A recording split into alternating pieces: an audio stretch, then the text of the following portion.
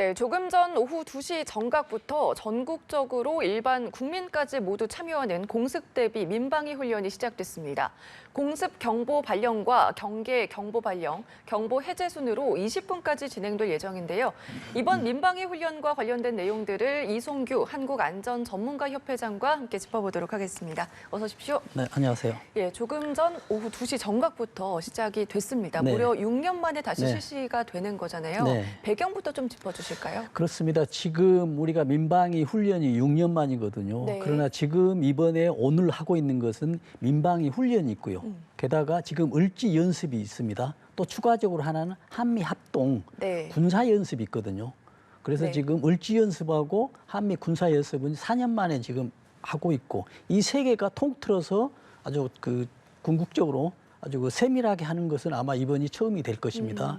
특히 이제 올 5월 달에 이제 북한에서 이제 위성을 발사한 다음에 위성 발사체가 서해안에 네. 추락해가지고 그때도 경보가 발령됐고요. 공습 경보가. 네.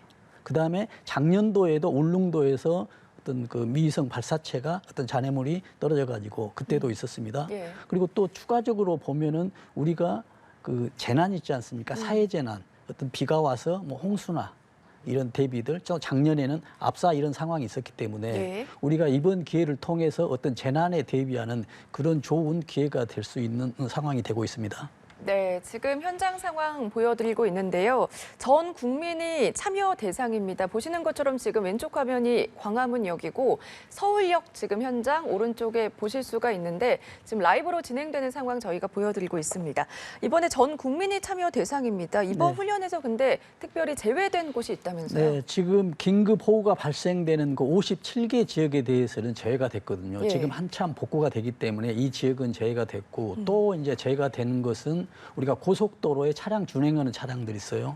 그다음에 어떤 전철이나 네. 또 기차, 또 선박 이런 것들은 지금 제외되고 있습니다. 그래서 지금 20분 동안, 네. 지금 정확히 15분 동안은 지금 움직이는데 어떤 지장이 있기 때문에 만약에 어떤 고속도로나 어떤 기차를 운행하는 이런 고객들께서는 15분간 때문에 차를 네. 못 탈 수도 있기 때문에 좀 더 서두를 수 있는 이런 또 상황이 또 되고 있습니다. 알겠습니다. 국민 불편과 또 부담을 최소화하기 위해서는 병원 같은 곳은 정상 운영이 되는 거죠?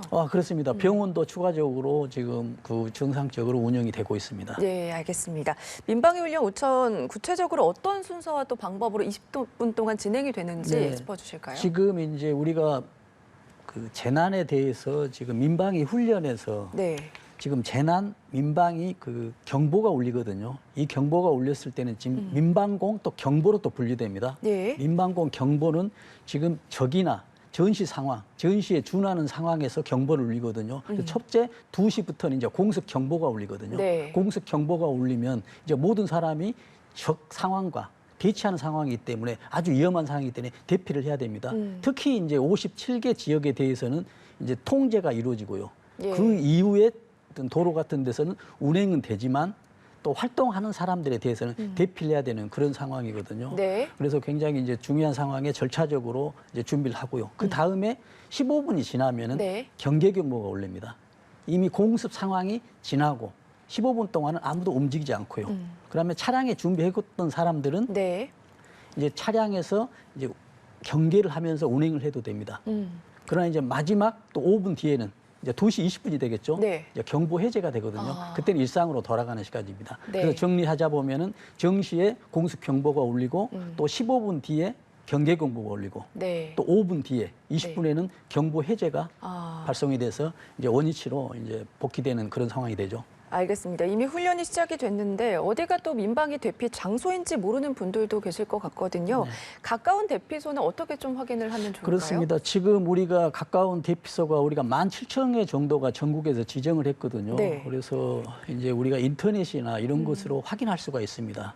그러나 확인이 안 된 경우에는 우리가 가장 가까운 지하에 네. 이제 대피를 하고요. 그것도 안 된다면 어떤 집 주변에 안전한 곳으로 대피를 해야 되거든요. 그러나 이런 상황도 발생되거든요. 지금 인터넷이나 이런 네이버에 검색하는데 포털 사이트에서 검색하는데 네. 오늘 아침에도 약간 좀 속도가 느린 것 같았어요. 제가 오기 전에 검색해 보니 네. 아마도 많은 사람들이 검색했기 때문이거든요.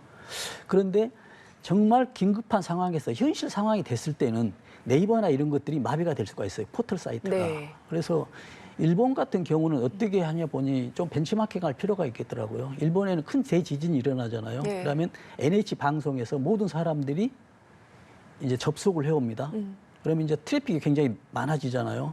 그러다 보니 어떻게 하냐면 NHK 안에 있는 콘텐츠를 경량화시킵니다. 네. 이 얘기는 뭐냐면 지금 우리가 NHK에 접속을 했을 경우는 지진 상황의 정보를 듣기 위해서 가거든요.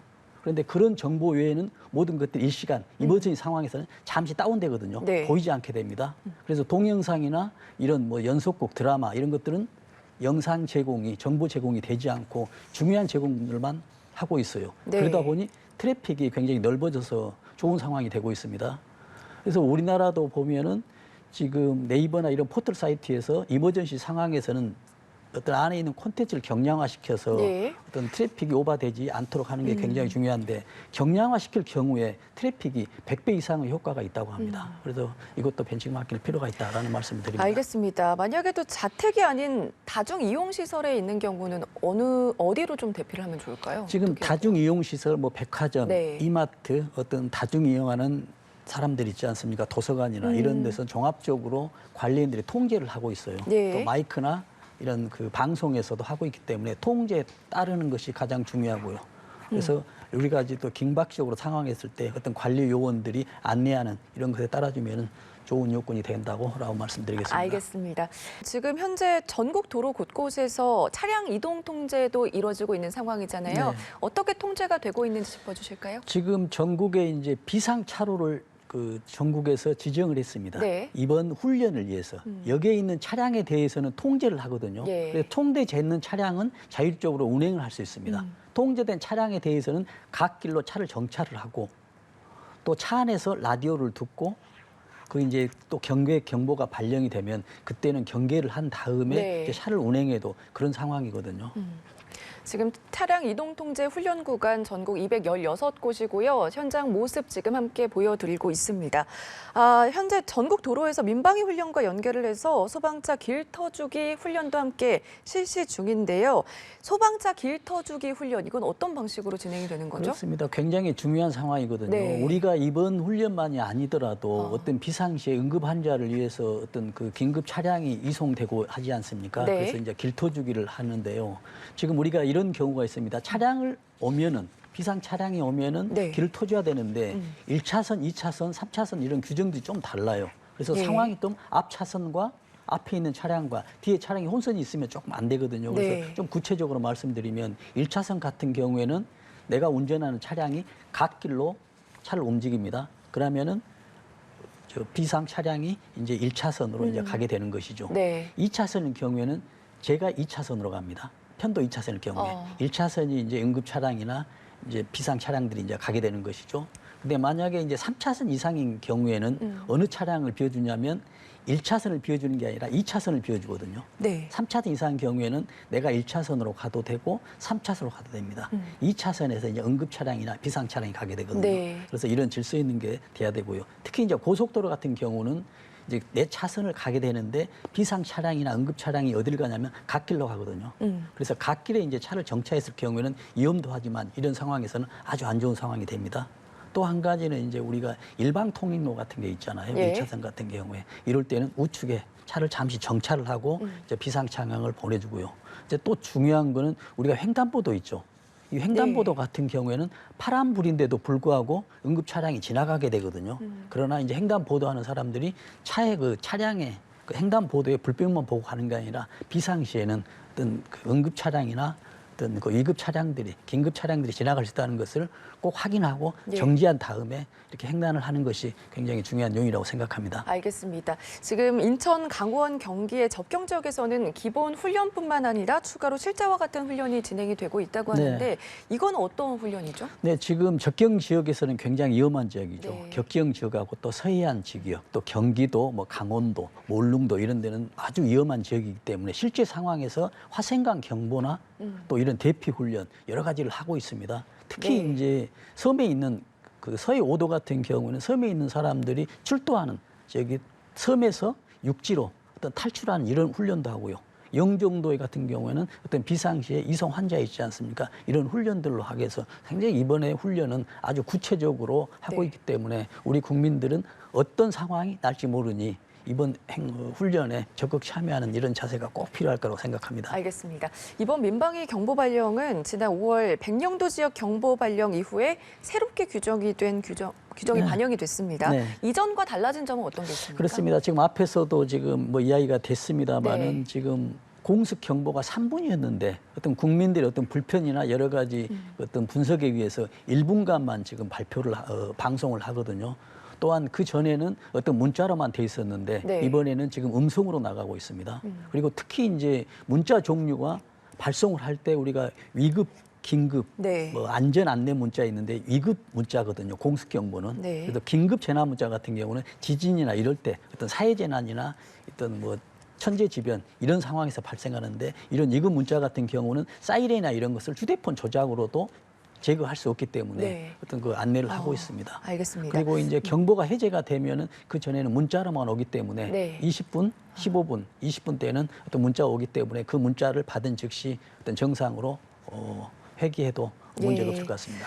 말씀해 주신 것처럼 지난 5월에 재난 문자 등으로 이제 혼란한 그런 혼선도 있었는데 재난 문자 상황에 따라서 종류도 여러 개다 이런 말씀을 좀 해주셨잖아요. 네. 근데 이번에는 국민 혼란이 없도록 훈련 전에도 여러 차례 훈련 실시를 알렸다고 하는데 네. 이 점에 대해서도 말씀해 주실까요? 그렇습니다. 지금 이 문자를 하기 전에 행정안전부에서는 계속 안내 문자를 했었습니다. 그러나 우리가 평상시에도 이런 안내 문자들이 너무 많이 오는 경우가 있거든요. 네. 그래서 이제 스팸 문자로 분류되고 이렇게 인식을 하고 이제 보지도 않는데 이런 문자들이 오늘 같은 경우나 실제 상황에서는 중요한 정보가 되기 때문에 네. 꼭 그 간단하게라도 한번 문자를 확인하고 행동하는 것이 정말 우리 각자의 안전 또 가족의 안전, 우리 대한민국의 안전에 어떤 초석이 될 것이라고 생각하고 있습니다. 네. 앞서서 혼란이 있었을 때는 대피 이유, 뭐 장소, 행동 요령 이런 것들이 빠져서 더 혼란스러웠다 이런 얘기도 있었는데 그렇다면 오늘 발송된 재난 문자 어떻게 적합했다 이렇게 보십니까? 근데 아마 모든 것들을 만족하지는 못할 겁니다. 우리가 지금 을지 연습하고 지금 뭐 군사 연습, 네. 지금 민방위 훈련이거든요. 그래서 지금 정부에서 하는 것은 자세히 이렇게 내용을 보면은 훈련과 연습을 별도로 하고 있거든요. 우리가 을지 연습 같은 경우는 어떤 비상 상황에 대해서 어떤 국민의 재산과 생명을 보호하기 위해서 어떤 정부의 주도하에 이루어지는 우리 그 국민들의 자의적인 어떤 행동이거든요. 네. 거기에서는 정부가 해야 될 일들이 있지 않습니까? 리더를 하고 안내 방송을 하고 네. 이런 것들이 을지 연습이거든요. 이런 것들은 시나리오가 매뉴얼화 돼 있어요. 네. 그래서 그 매뉴얼대로 하는 것이거든요. 이걸 이제 을지 연습인데 이번에 하는 것은 민방위 훈련이거든요. 네. 훈련은 매뉴얼이 있다 하더라도 매뉴얼과 달라집니다. 우리가 갑자기 길을 가다가 어떤 사이렌 울렸을 때 매뉴얼이 없지 않습니까? 예. 그래서 이런 훈련들은 또 부족한 상황에서도 다음에는 이런 상황이 있었을 때 네. 더 유리한 상황과 더 유리한 조건을 만들기 위한 어떤 그 플러스 요인의 어떤 학습 방법이기 때문에 좀 부족하더라도 이번에 부족했던 상황들을 다음 2급 상황에서는 꼭 해야 된다는 얘기죠. 네. 우리가 피할 때 같은 경우도 그러거든요. 어떤 지하실로 대피하거나 어떤 피하는 경우에도 우리가 몸만 가지 않고 우리 또 가족들이 한 데 가야 되지 않습니까? 네. 또 생존 어떤 배낭들 이런 거 가져가야 되잖아요. 그래서 생존 배낭에도 무엇을 가져가야 될지 이것도 좀 막막하거든요. 네. 그래서 우리가 또 그것도 구체적으로 생각한다면 생존 배낭 같은 경우에서도 핵이나 이런 것도 위급한 상황에서는 방독 마스크도 있으면 굉장히 좋은 상황이죠. 또 특히 하나 추가적으로 한다면 여러 가지 뭐 휴대폰이나 이런 것도 가져가야 되지만은 매일 약을 복용하는 분들이 있거든요. 네. 그렇다면 지금 대피로 갔는데 그 약을 가져오지 않았어요. 매일 약을 복용해야 되는데 상비약이 아니라 매일 네. 복용하는 사람들. 그러면 약이 없으면은 또 건강이 악화될 수가 있는데 그렇다고 해서 약국을 가면 무조건 또 약을 주는 게 아니잖아요.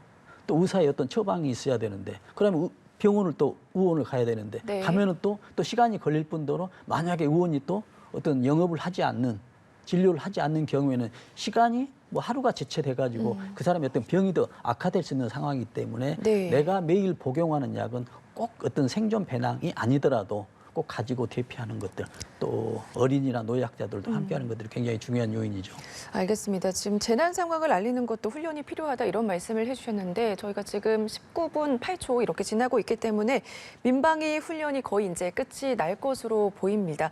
외국 사례이긴 하지만요. 최근에 이제 하와이나 뭐 캐나다 이런 산불이 발생하면서 재난 문자 외에 다른 전파 수단도 필요하지 않나 이런 지적도 나왔거든요. 굉장히 중요한 내용이거든요. 지금 하와이가 지금 불이 나서 굉장히 대참사를 이루고 있지 않습니까? 지금 100년 만에 대참사거든요. 그래서 지금 2018년도에 지금 캘리포니아에서 큰 대형 산불이 나서 85명이 사망하고 600명의 어떤 실종자가 있었을 때 지금 미국 정부에서는 어떻게 했었냐면 지금 전력을 중단을 하고 지금 사이렌을 경보를 울리도록 제도를 바꿨어요. 네. 그럼에도 불구하고 이번 참사가 나기 전에 이게 울리지 않았다는 얘기거든요. 그래서 아무리 제도가 좋다 하더라도 네. 실행되지 않으면 지금 무용지물이 되고요. 또 우리가 아무리 좋은 제도가 알고 있더라도 우리가 직접 실행하지 않으면 효과는 미미하기 때문에 네. 이번에 민방위 훈련에도 전 국민들이 참여하는 것도 정말 중요한 요인이라고 생각합니다. 예. 그러니까 민방위 훈련에는 공습 대비 훈련, 또 재난 대비 훈련 이렇게 있는데 최근에 이제 대형 산불 이런 게 많이 발생하다 보니까 재난 대비 훈련도 굉장히 필요하다 이런 얘기도 나오더라고요. 그렇죠. 그것도 굉장히 중요한 얘기입니다. 우리가 민방위가 지금 어떻게 지금 민방위 기본법에서 정의하고 있냐면요. 민방위 사태에 대해서 국민의 생명과 안전을 위해서 정부 주도화에 의해서 우리 국민들이 참여하는 활동을 민방위 활동이라고 하거든요. 그런데 민방위 사태에 대비한다는 얘기거든요. 민방위 사태는 크게 두 가지로 나눠집니다. 어떤 전시나 이에 준하는 비상사태, 또 하나는 재난이거든요. 어떤 비에 의해서, 호우에 의해서 산이 무너지는 사회재난, 아니면 또 자연재난, 또 우리가 압사 같은 경우 있죠. 불이나 어떤 건물의 붕괴에 의해서 재난이 나는 이런 두 가지 어떤 사태에 대비해서 하기 때문에 이번에는 지금 정식 명칭이 공습을 대기한, 북한의 공습을 대비한 을지 연습이기 때문에 민방위 훈련이 포함되기 때문에 이뿐만이 아니고 우리가 사회재난, 어떤 재난에 대해서도 꼭 필요한 훈련이다라고 생각하면 아주 좋은 내용이 되겠습니다. 알겠습니다. 특히 북한이 내일부터 31일까지 인공위성 발사를 통보를 해놓은 상황이기 때문에 이 훈련이 더욱 의미가 있지 않나 이런 생각이 들거든요. 이 부분에 대해서는 어떻게 생각하십니까? 그렇습니다. 지금 북한에서 공식 발표를 했지 않습니까? 24일부터 지금 31일까지 지금 발표를 한다고 했습니다. 지금 그 군사 정찰 위성을 그러면 지금 오늘 우리가 훈련을 마쳤거든요. 그러나 지금 내일 당장 이 시간에 또 다시 북한에서 정찰 위성을 싼다면 아마 이런 방송이 나올지 모르겠습니다. 지금 공습 경보는 실제 상황입니다. 국민 여러분께서는 모든 것을 준비하시고 따라주세요라는 이런 방송이 나갈지도 몰라요. 왜냐하면 지금 5월 31일 날 정찰 위성이 실패로 인해서 그 잔해물이 서해안에 추락이 돼서 지금 우리가 그때도 지금 경계 경보를 발생했지 않습니까? 그래도 지금 몇 개월 뒤에 2차로 지금 발사를 하고 있습니다. 그래 엔진 결함의 문제에 의해서 하자를 완벽한 다음에 이번에 발사를 했는데 이번에 또 2차로 발사한 정찰 위성이 성공한다는 보장이 없어요. 만약에 실패를 하게 된다면 이합전 5월 달보다도 더 큰 잔해물이 서해안에 아니면 수도권에 또 떨어질지도 모르는 상황이거든요. 그렇잖아요. 그럴 때 되면 또 이 상황이 실제로 지금 발생되는 상황입니다. 그때를 대비해서더라도 이번 훈련할 때 꼭 염두에 둬야 한다라는 그런 말씀을 드립니다. 알겠습니다. 마지막으로 최근에 이제 한반도 지진이 빈번해지고 있지 않습니까? 이와 관련해서 이제 대비하는 훈련도 필요해 보이는데 건물이 붕괴에 대비해서는 어떤 훈련이 필요하다고 보십니까? 그렇습니다. 지금 건물이 붕괴될 때 뭐 동시에 뭐 폭격을 맞아서 하는 경우도 있지만 어떤 지진이나 외부에 의해서는 1차, 2차적으로 순차적으로 이렇게 무너지게 되거든요. 그래서 1차적으로 무너지기 시작할 때 아니 무너지기 직전이라 하더라도 우리가 대피를 해야 되지 않습니까? 특히 이제 고층 건물 같은 경우는 대피를 하는데 가장 중요한 게 한 가지 있거든요. 건물로 대피할 때는 엘리베이터를 이용하면 안 됩니다. 특히 엘리베이터가 왜냐하면 건물의 움직임에 의해서 정전이 돼 버리거든요. 또 어떤 경우가 있냐면 지금 지진이나 어떤 문제가 돼 있을 때 건물은 괜찮거든요. 그런데 뭐가 되냐면 문에 나가는 출입구가 열리지 않아요. 그러면 집에 갇혀버리거든요. 아니면 집이 아니더라도 어떤 계단의 문이 닫혀버리는 이런 것도 굉장히 염두에 주시고 그 상황에 맞게 꼭 대처를 해야 된다라는 말씀을 드립니다. 알겠습니다. 이번 민방위 훈련과 관련된 내용들 짚어봤습니다. 지금까지 이송규 한국안전전문가협회장과 짚어봤습니다. 고맙습니다.